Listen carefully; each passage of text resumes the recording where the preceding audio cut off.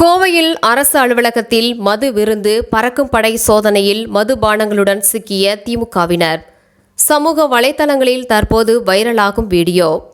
அரசு அலுவலகமே பாராக மாறிய அவலம் சமூக வலைதளங்களில் வைரலாகும் வீடியோவால் கோவையில் பரபரப்பு.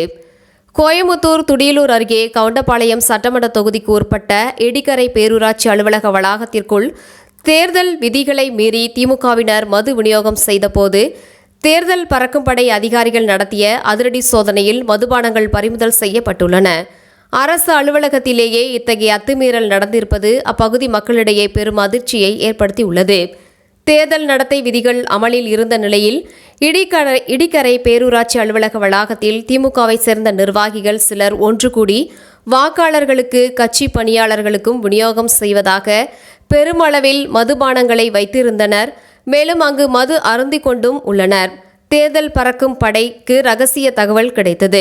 தகவலின் பேரில் சம்பவ இடத்திற்கு விரைந்து வந்த பறக்கும் படை அதிகாரிகள் மற்றும் காவல்துறையினர் பேரூராட்சி அலுவலக வளாகத்திற்குள்ளேயே அதிரடி சோதனையில் ஈடுபட்டனர்.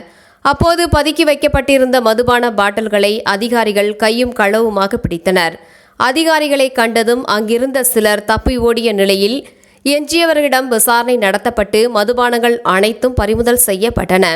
இந்த சோதனையில் எடுக்கப்பட்ட வீடியோ காட்சிகள் தற்போது சமூக வலைதளங்களில் பரவி வருகின்றன. அரசு அலுவலக வளாகத்திலேயே மதுபானங்கள் பெட்டி பெட்டியாக வைக்கப்பட்டு இருப்பது, அதிகாரிகள் மதுபானங்களை கைப்பற்றியது போன்ற காட்சிகள் பதிவாகியுள்ளன.